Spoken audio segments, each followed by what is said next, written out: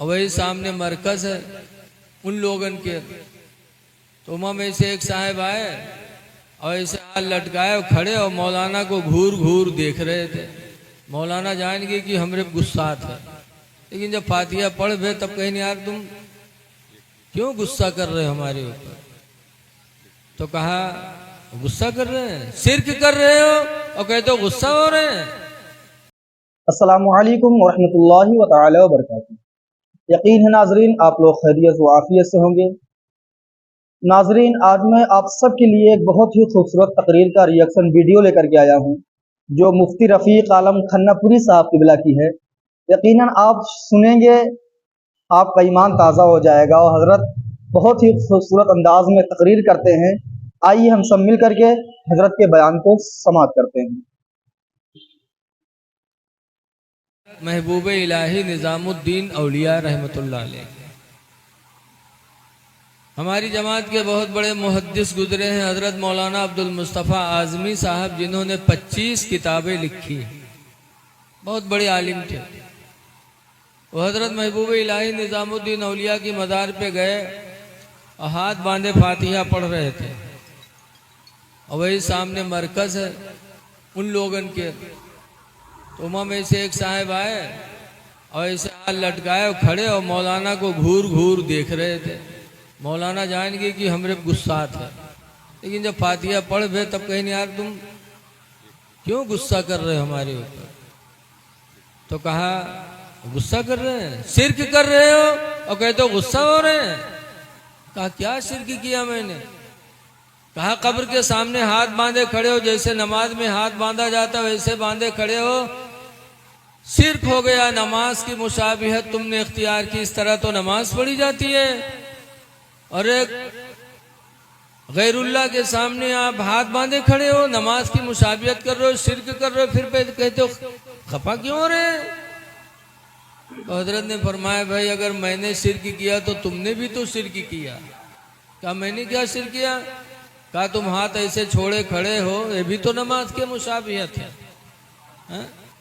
कहा नमाज में हाथ कहाँ छोड़ा जाता। तो हजरत ने फरमाया कौमा में हाथ छूटता है कि नहीं छूटता है। देखो नमाज में एक होता है कौमा, एक होता है जलसा। एक तो यूं जलसा हो और नमाजों में जलसा हो। नमाज में कहाँ जलसा है। देखिए रुकू से जब समी अल्लाहु लिमन हमिदा कह के नमाजी खड़ा होता है तो उस खड़े होने को कौमा कहते हैं। और एक जलसा के बाद, एक सजदा के बाद जब दूसरे सजदा के लिए बैठता है, पहला सजदा करके बैठा, तो इस बैठने को क्या कहते हैं इस्लाम में जलसा। तो हजरत ने फरमाया कि कौमा में भी तो हाथ छोड़कर नमाजी खड़ा होता है। जब कहता समी अल्लाहु लिमन हमिदा रब्बना लकल हम्द, तो उस वक्त नमाजी के दोनों हाथ छूटे होते कि नहीं छूटे होते। तो हजरत ने फरमाया कि अगर मैंने हाथ बांध के शिर्क किया तो तुमने हाथ छोड़ करके भी शिर्क किया। हाथ छोड़कर खड़ा होना भी नमाज के मुशाबियत है। तो कैसे बारे मौलाना तब कैसे खड़े हो। तो हजरत ने फरमाया एक तरीका है वो शिर्क नहीं है खड़ा होने का। हाथ बांधकर खड़े होगे भी नमाज के मुशाबे, हाथ छोड़कर खड़े होगे भी नमाज के मुशाबे। एक तरीका बचाए खड़े हो, उस तरह खड़े होगे तो शिर्क नहीं होगा। कहा क्या। तो हजरत ने फरमाया जब कब्र के सामने आया करो तो एक हाथ सर पर रखो, एक हाथ कमर पर रखो। जैसे इतना कहा वो खफा हो गया। हजरत ने फरमाया शिर्क का तुमने ठेका ले लिया है, हर बात पे शिर्क। शिर्क कहते हैं इंसान अल्लाह के अलावा किसी दूसरे को खुदा मानकर उसकी इबादत करे, इसका नाम है शिर्क। लेकिन जिसको देखो उसको शिर्क। बहरहाल है लोगों कब्रों की जियारत किया करो। कब्रों पे जाने से मौत याद आती है। साहबे किराम मौत को याद करते थे तो गुनाह से बचते थे। हर वक्त मौत का ध्यान था उन्हें। हजरत उमर फारूक आजम रज़ी अल्लाह ताला अन्हु के साहिबजादे अब्दुल्ला मदीने के मदरसे में पढ़ते थे। एक दिन नहीं गए तो हज़रत उमर ने कहा बेटा पढ़ने नहीं गए? कहा जब तक आप मुझे नया कपड़ा नहीं बनवा के दोगे मैं नहीं जाऊंगा। कहा क्यों बेटा? कहा ये कपड़ा पहन के पुराना, मैं कल पढ़ने गया था तो मेरे साथी ने ताना मारा था, कहा था तुम अमीरुल मोमिनीन के लड़के और इस तरह कपड़ा पहन के आते हैं, हम सब आम आदमी के लड़के, हम लोग अच्छे कपड़े में आते हैं। तो अब्बा जब तक आप मुझे नया कपड़ा नहीं बनवाओगे मैं नहीं जाऊंगा।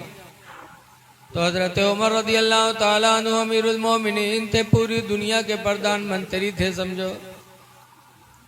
लेकिन हजरत उमर की सादगी का आलम देखो, अमीरुल मोमिनीन है लेकिन बच्चे को कपड़ा बनवाने के लिए पैसे मौजूद नहीं है। तो अपने खादिम को बुलाया और फरमाया या खादिम इज़हब इला बैतिल माल, ऐ मेरे खादिम तुम बैंक चले जाओ, वकुल खादिनी बैतिल माली, और बैंक के मैनेजर से जाके कह दो युती अरबात रूबियत अला इसमें उमर अब्निल खत्ताब दैना, कि उमर के नाम पर वो 4 रुपया कर्जा दे दे। कुल्लमा यक़दी शहरी, जब मेरा महीना पूरा होगा तो मेरी तनख्वाह से वो काट लेंगे। जाओ 4 रुपये कर्जा मांग लाओ ताकि मेरे लड़के का कपड़ा बन जाए। अमीरुल मोमिनीन है। वो खादिम बैंक गया, जब बैंक के मैनेजर से कहा तो बैंक के मैनेजर ने कहा कि जाके अमीरुल मोमिनीन से कह दो कि उन्होंने कहा जब मेरा महीना पूरा होगा तो मेरी तनख्वाह से काट लेंगे। जाके कह दो कि इस महीना के मुकम्मल होने तक अपनी जिंदगी की जमानत लिख के दे दें, कि जब तक महीना पूरा नहीं होगा वो जिंदा रहेंगे। जाके जमानत लिखवा लाओ वरना मैं दे दूं और उससे पहले अमीरुल मोमिनीन का इंतकाल हो जाए तब। ये आम मुसलमानों का माल है, कौन देगा? जाके उनसे चिट्ठी लिखवा लाओ कि महीना के पूरा होने तक उनकी जिंदगी की जमानत वो दे दे। वो खादिम आया, हजरत उमर ने फरमाया लाए। कहा हुजूर बैंक का मैनेजर कह रहा है कि जाके कह दो कि इस महीने के मुकम्मल होने तक अपनी जिंदगी की जमानत लिख के दे दे। महीने की जिंदगी की जमानत मांग रहा है। बेटा पूरा महीना क्या, मैं तो अपने जिंदगी की एक लम्हे की भी जमानत नहीं दे सकता। खुदा जाने किस वक्त बुलावा आ जाए। ये सहाबा थे जो हर वक्त मौत को याद करते रहते थे। ऐ लोगों, मौत को याद करो। आज हजरत शहीद मर्द रहमतुल्लाह अलैह के उर्स में आप आए हैं।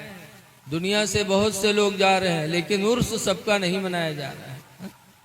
उर्स उसी का होता है जिसने पूरी जिंदगी अपने खुदा को राजी किया।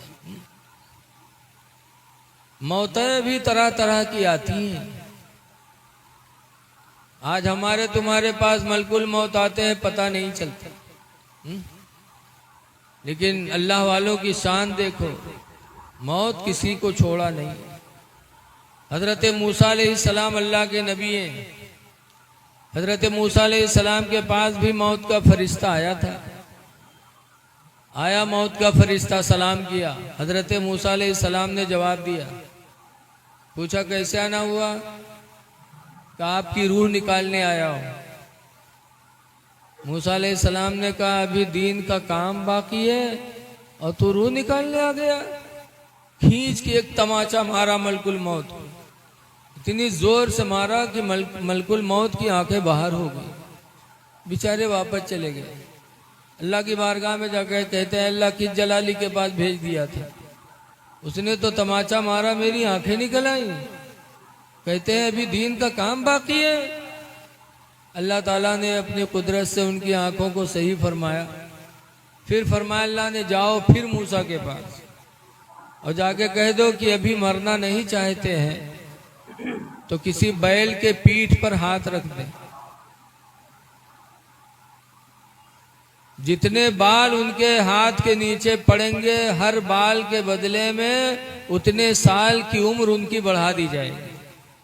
जाओ कह दो बैल के पीठ पे हाथ रख दें। बैल तो आप लोग जानते हुए हो, अब वो पहचाने में दिक्कत है, जगह जगह टहरत है, हाँ? खेती बचावे का आफत है। एक तो वो बैल है सड़वे, और एक हमरे तुमरे इंसानों में यह बहुत से बैल टहलत है। इंसानों में बैल होते कि नहीं होते? बहुत बैल है मेरे तुमरे में। हमारे उधर एक मदरसा चलता है पिरबितनी दरगाह पे, वहाँ के मोहतमिम मौलाना अली हसन फारूकी अली रामा इंतकाल कर गए। पान ज़्यादा खाते थे हजरत। एक दिन बाहर टहल रहे थे, थूकने की ज़रूरत पड़ी तो मदरसे के एक लड़के से कहा, बेटा कमरे में उगलदान रखा, उठा लो। तो देहात के लिए का उगलदान कहा जाने, यह बहुत से न जानत हुई हैं। अरे उगलदान जिमा थुक्का जाता, गोल गोल होते। लड़का से कहने, बेटा कमरे में उगलदान रखा, उठा लो। देहात के लड़का जाना न रहे, गवा पूरा कमरा ढूंढ के चला हुआ। कहे हजरत तुम्हारा उगलदान नहीं है। तो हजरत ने फरमाया उसी में है, जाके देख। तो दोबारा फिर गवा ढूंढ के चला हुआ, जाना तो तब तो उठा लावे। तो हजरत गए, कहा देख वो रखा है उगलदान, उसी को कहते हैं उगलदान। जब वो का उठाए देखे तो कहे हजरत इमा कोनो सार थुक मारी से, हजरत इमा कोनो सारा थुक्की से। तो हजरत ने फरमाया बैल कहीं कहीं ले आओ। तो इंसानों में भी बैल होते बेचारे, जो नहीं जान पाते कुछ। मूसा अलैहिस्सलाम को जब हुक्म हुआ कि बैल के पीठ पे हाथ रख दो, जितने बाल उनके हाथों के नीचे पड़ जाएंगे उतने साल की उम्र बढ़ा दी जाएगी।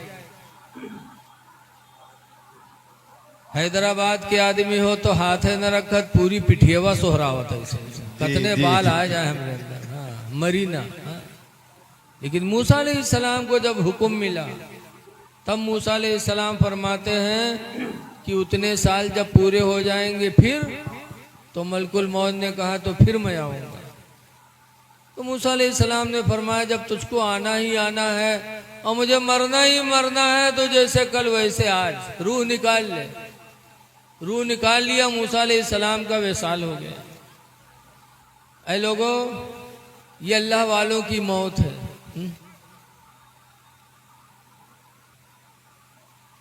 ये अल्लाह वालों की मौत है।